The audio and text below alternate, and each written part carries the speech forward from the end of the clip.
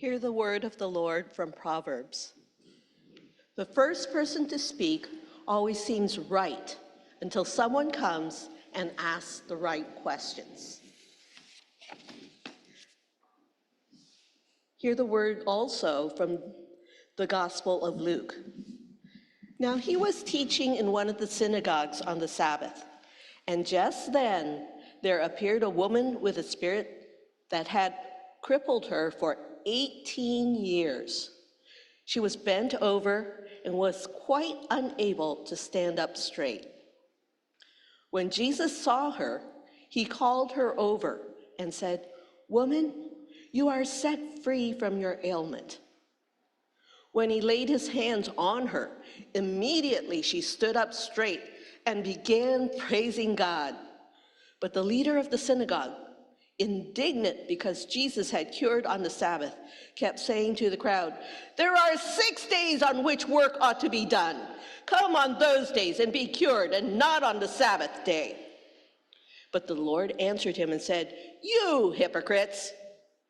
Does not each one of you on the Sabbath untie his ox or his donkey from the manger and lead it away to give it water? And ought not this woman, a daughter of Abraham, whom Satan bound for 18 long years, be set free from this bondage on the Sabbath day?" When he said this, all his opponents were put to shame, and the entire crowd was rejoicing at the wonderful things that he was doing. This is the word of the Lord. Thanks be to God. Okay, it's working. I was sitting there thinking, how am I going to talk if my hands are occupied? I'm Italian, I don't know how to do that, you know? You occupy my hands, the mouth goes off. I was thinking of an old song. I can see clearly now the rain is gone. I can see all obstacles in my way. Anyone want to sing? Galen's singing along. Go ahead. I have a spare mic now.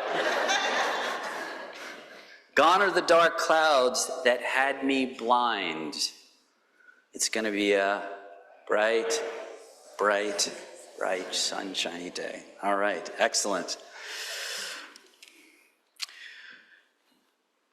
We all see life from a particular perspective, maybe more than one perspective. And it's formed by where we're standing, by our experiences, by ways in which we've been taught, where we've lived, friendships that we've formed, ideas that we've encountered that have altered the way that we think about something. And so to live beyond the landscape that we've developed thus far in our lives requires curiosity to see other people and to see situations with new eyes. So, I would like us to begin this morning with an exercise. It's designed to help us learn about each other. So, what I would like you to do is to pair up with someone. I'm going to ask a series of questions, and you're just going to answer those questions with each other. So find somebody, maybe somebody that you don't know everything about, that you would like to know a little bit more about, and I'll start with the questions. So you feel free to move about.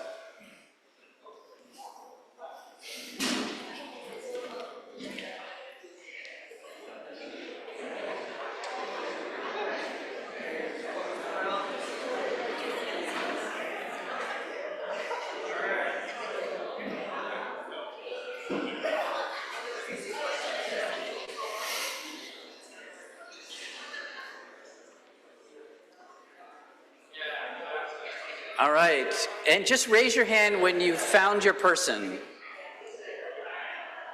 Anybody still looking in search of someone to learn more about? Okay, first question. Are you an only child, or how many siblings do you have? Just take turns answering that question with each other.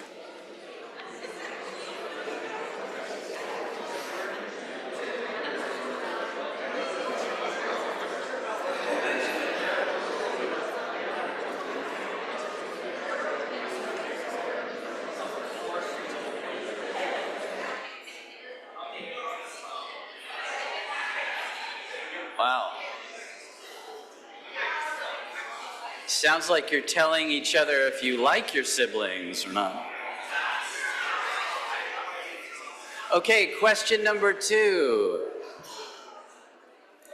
This is kind of a yes or no question. I'm sure there's more you could say. Do you have a tattoo?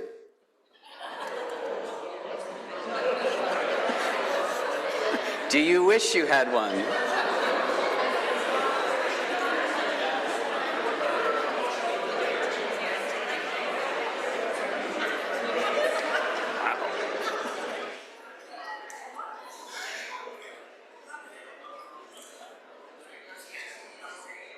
Okay.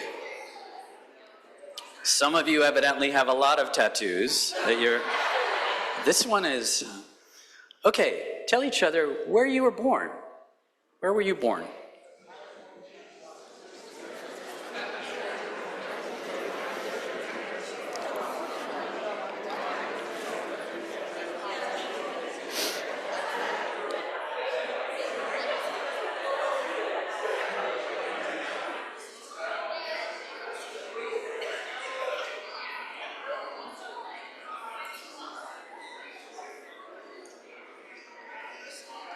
Okay, next question.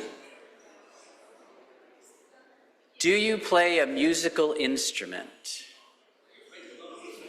And what is it?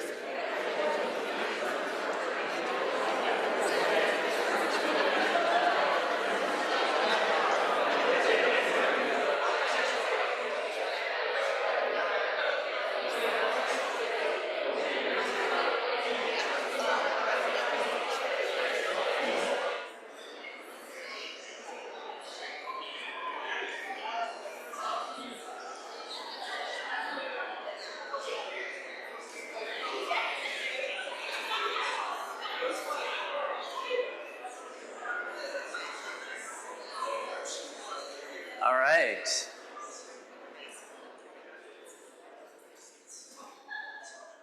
Now, some of you were worried about that question because you thought it was a recruiting tool to join the band, but your secret is safe with the other person. Okay, here's an interesting question. We all process things differently. Some of us process things externally. We like to talk things out. And some of us like to process things internally before we want to talk about our thoughts. So, are you an external processor or more of an internal processor?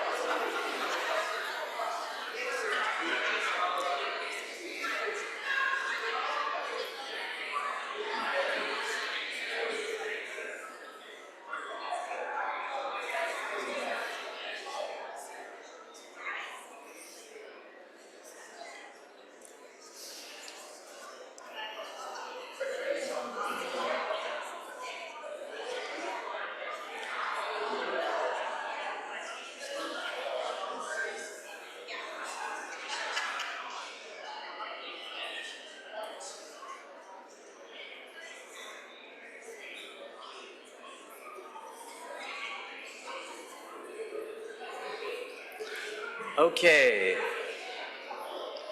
I have so many more questions. So many more questions. But maybe I'll ask just this one last question. Which is easier for you? Saying I'm sorry or saying I forgive you?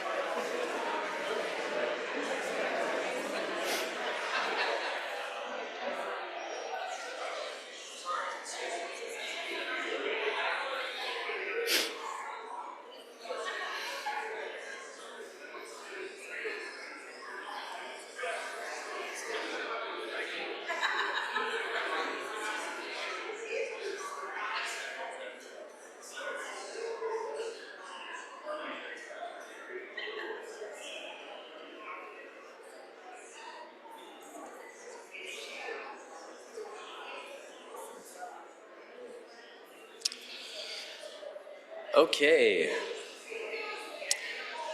Well, you can stay where you are or return to where you were sitting, and we'll move on and talk about our gospel story today. I hope this little exercise piqued your curiosity and helped you to see this person a little bit more clearly. Our gospel story in Luke today is about a woman who has suffered for 18 years. And Luke gives us the image of someone who has been weighed down by life.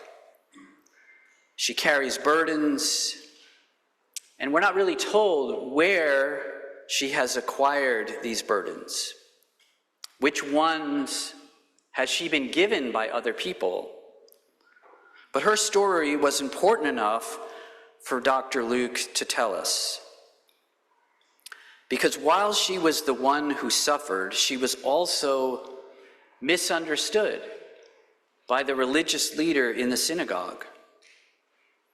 And there's another aspect to this story that I think is really important for us.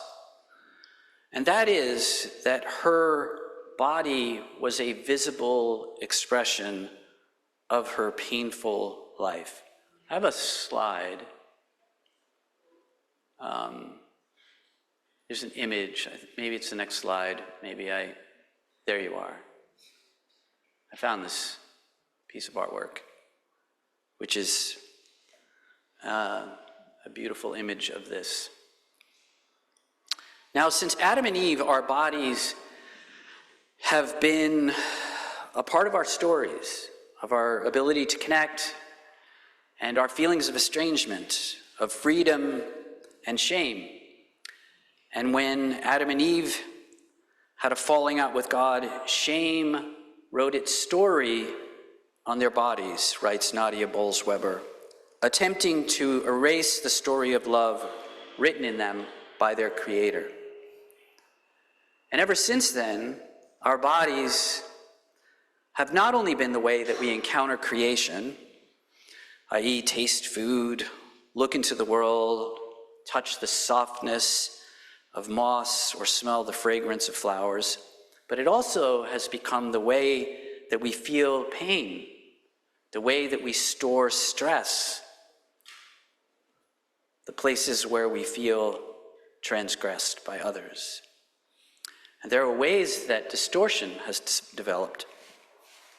Because we begin to compare ourselves, we develop standards of beauty, or we use our strength or our power over other people. And there are ways in which we can draw lines of inclusion and exclusion based on the color of our skin or any number of other ways that dehumanize.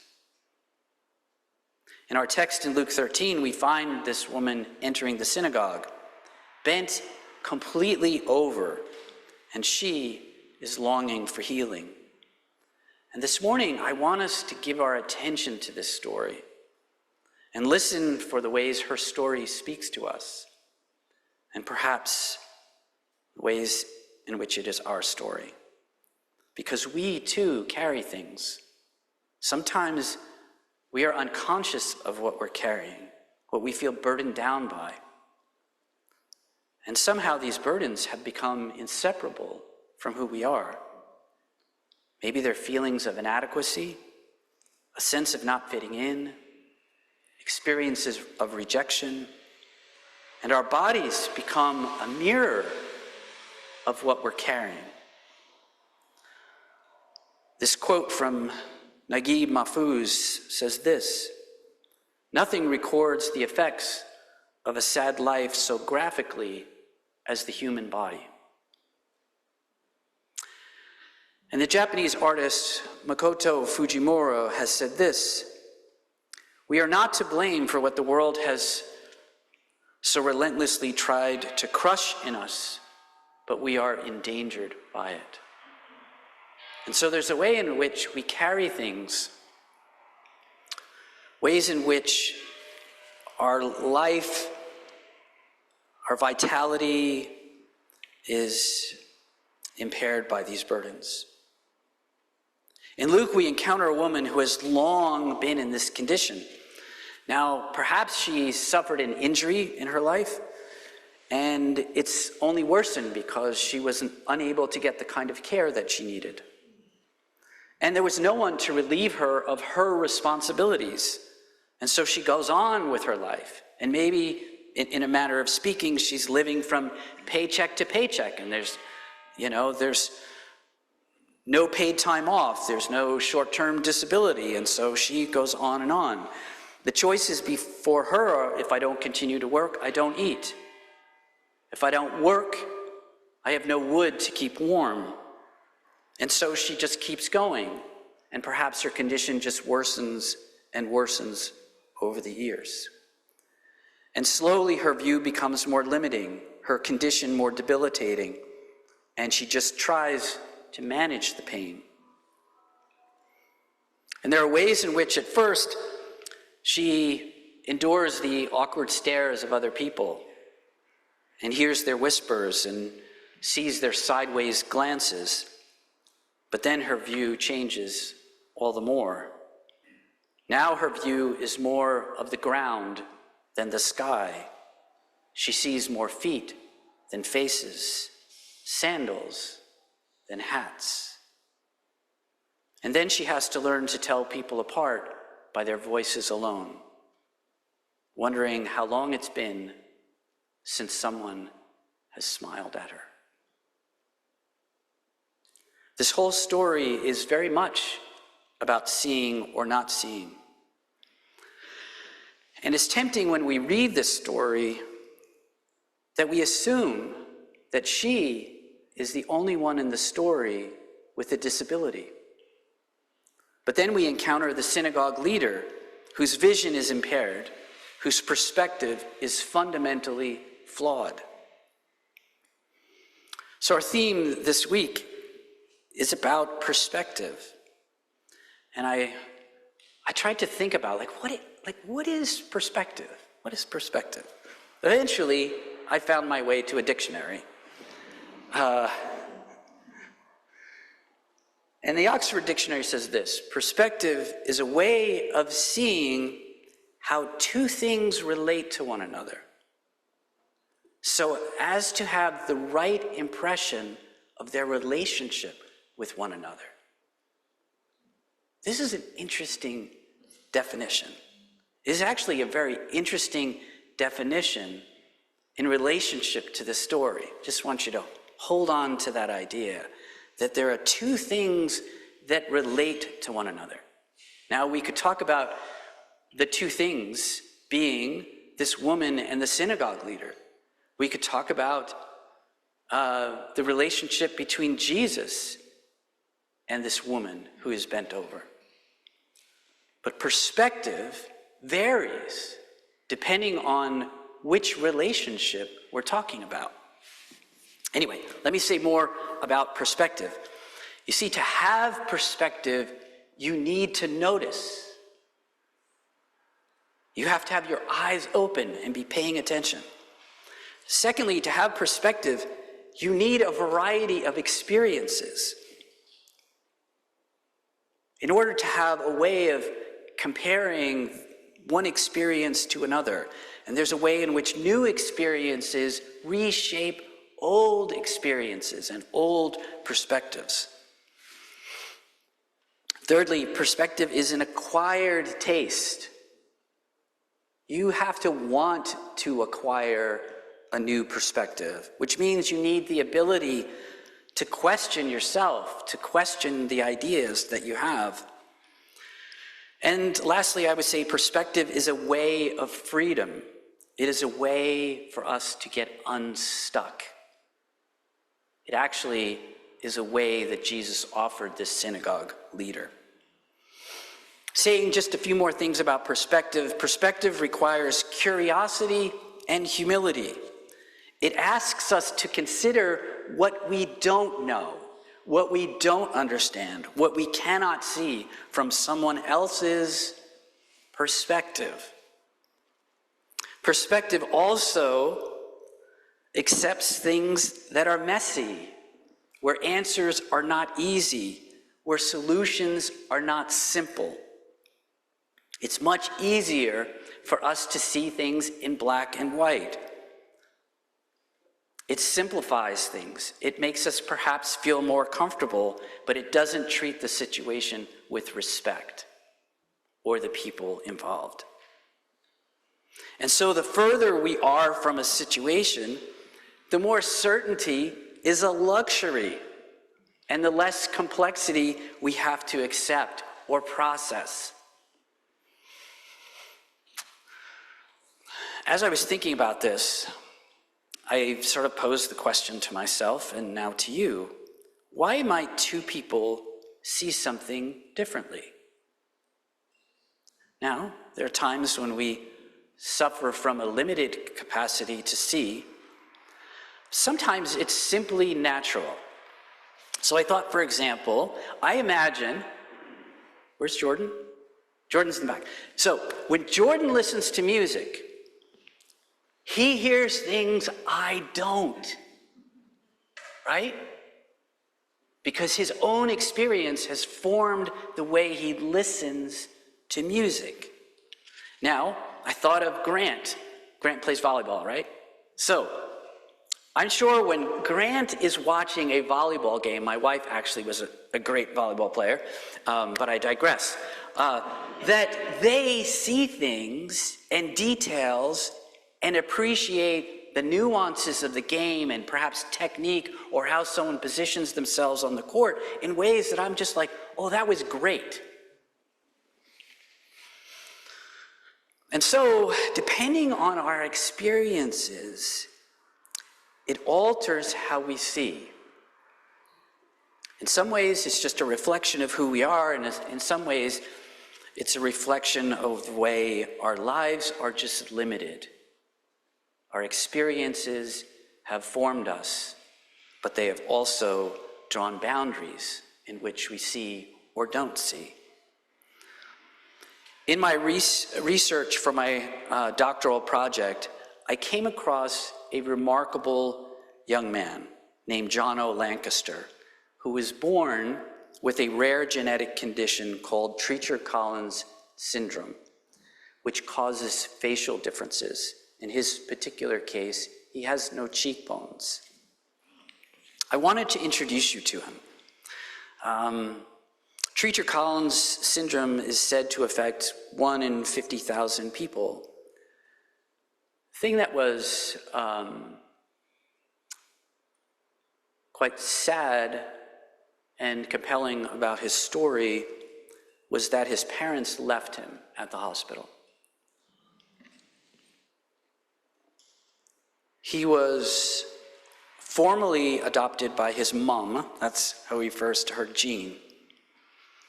And she was positive and protective. She was loving. And she said this, and this is John O. talking about it. She always told me that she couldn't help but smile when she saw him, and that she felt an instant connection when she held him.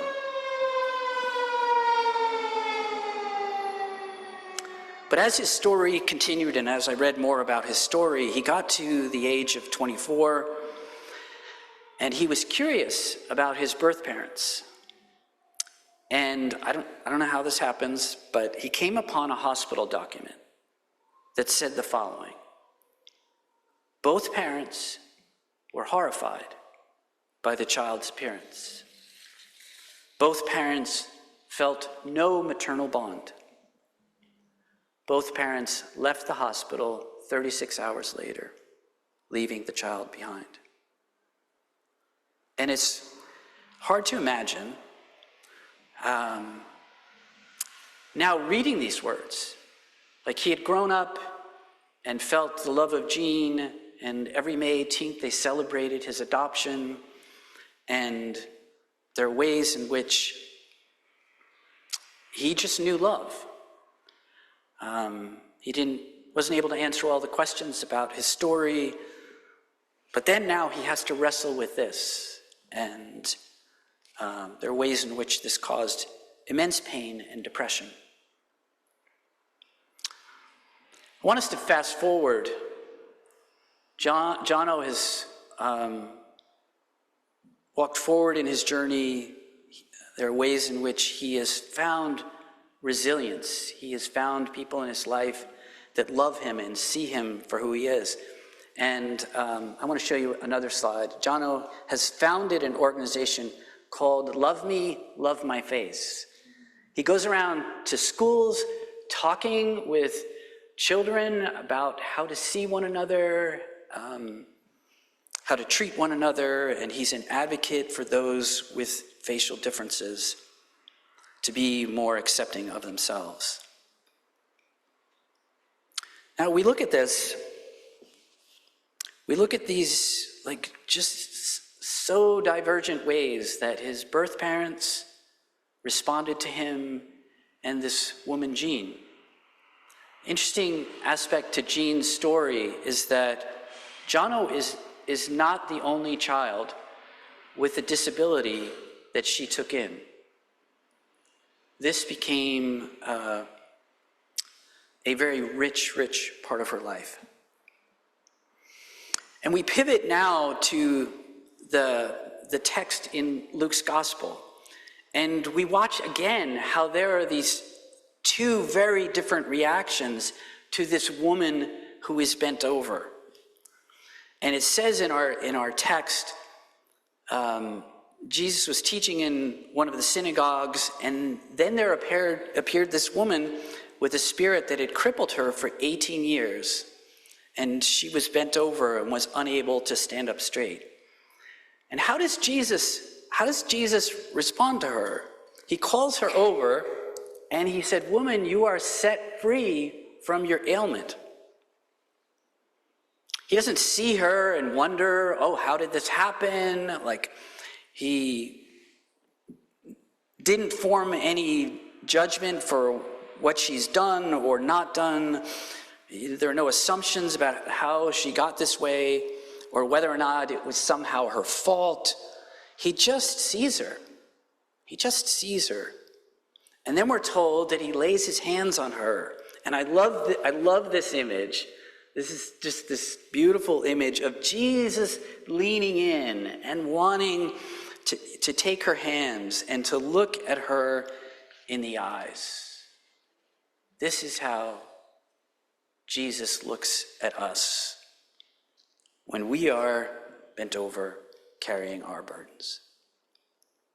Now, this is a lovely story so far. She comes to the synagogue on the Sabbath. Now, just to pan back for a second, the Sabbath symbolizes restoration. The Sabbath is meant to be a place where we reclaim who we are.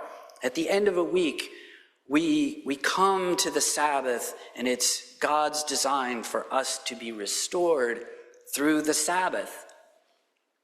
It kind of makes sense that she comes to the synagogue on the Sabbath.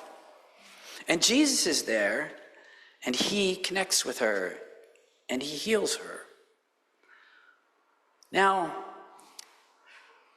we bring lots of things to church, don't we? Like, I don't think we come and there's not like a dumpster out front of the church where we just sort of like dump all our burdens and we're like, phew, I'm glad I can put that down for, a few hours. And so we bring things to church with us. We have hurts and struggles. We have shame that we've carried for years. And we don't even know all the ways in which we carry it in our bodies. And if we could look at each other, and if our bodies, like this woman, were a mirror, sometimes it is, but if our bodies were a mirror of what we are carrying, we would see each other differently. And hopefully we wouldn't say to each other, well, where did you get that? Like, who told you to carry that? Or, that doesn't look good on you? Anyway. But Jesus' invitation for us, not just on the Sabbath, on any day, is to bring our burdens to him. And it would be really nice if the story ended like that. It would be great if we just said, wow, what a happy moment. She comes to the church on the Sabbath. Jesus sees her, he lays his hands on her, and she's healed, and everybody's happy. But not everybody's happy. The leader of the synagogue becomes indignant because Jesus healed on the Sabbath. Actually, I think he's indignant that she came for healing on the Sabbath. And it'd be really easy for me to go, like, shame on you. Right? It'd be easy for me to be like, well, I'm not the synagogue leader. Oh, wait a second. I'm not the synagogue leader who is judgmental. Maybe I am. And there are ways that we can be judgmental with each other for where we are at in life and what we're carrying. And there are ways in which we don't see each other. But the biggest shock for me is that the synagogue leader says it out loud. Like, he's like committed to his judgmentalism. Like, he's just, anyway. It reminded me of the movie 42. As I was thinking about this, and I'm like, wow, this guy is like stuck. Like, and how has his perspective gotten so poisoned?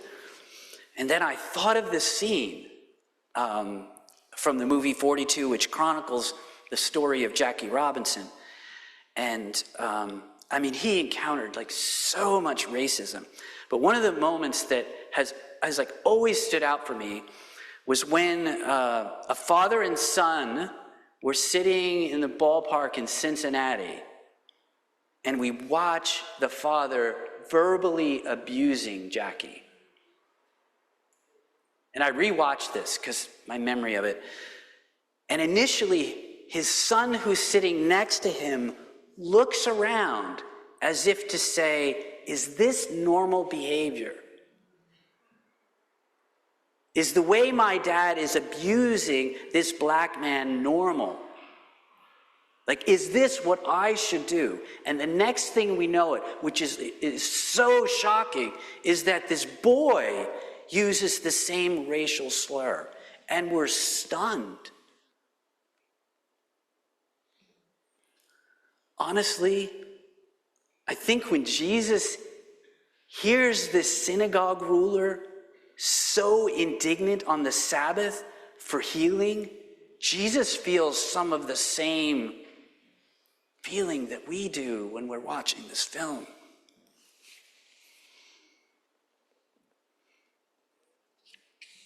And we wonder, like, how did the synagogue leader get here? But this isn't the first time he's said this. He's just said this over and over again. Don't work on the Sabbath. And I wondered if standing in front of Jesus, if he just utters these words out of habit and then feels the emptiness of them. Because he's staring at a miracle. He's staring at a life that's been restored. And there he is, stuck in this tired, oppressive perspective. And Jesus says, you hypocrites. Remember the definition earlier where Jesus says perspective is seeing how two things are in relationship with one another? Jesus says, don't each of you on the Sabbath untie your ox or your donkey and lead it away to have a drink? Jesus suddenly introduces something else into this story. Don't you do this? And then he's like, look at her. How do you see her? And Jesus says, this woman is a daughter of Abraham. That's who she is. And she has every right to come to the synagogue on the Sabbath and to be healed. And the truth is, we can get stuck. We can get stuck in the way that we see things. And we can be so resistant to having our perspective updated, made new.